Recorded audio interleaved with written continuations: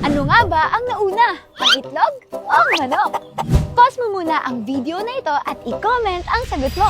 This is Lance! At sa araw na to, isa ito sa pinakasikat at pinagdedebatehan na tanong sa buong mundo.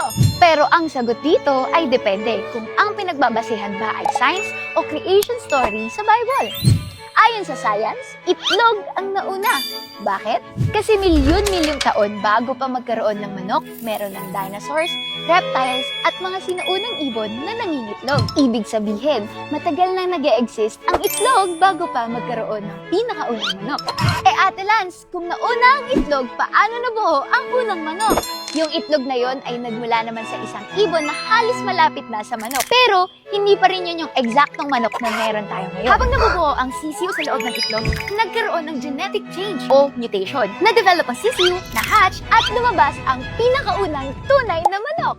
Sa kabilang banda, ayon naman sa creation story sa Biblia, nilikha ng Diyos ang mga hayop ayon sa kanilang uri. Ibig sabihin, kung susundin ito, nauna ang manok. Una munang nilikha ang mga hayop bago sila nangitlog. Kaya next time na may magtanong sa'yo kung ano ang nauna, tanungin mo rin muna sila kung based ba sa science o sa creation. Ayun lang muna para sa araw na to. Team itlog ka ba o team manok? God bless! Keep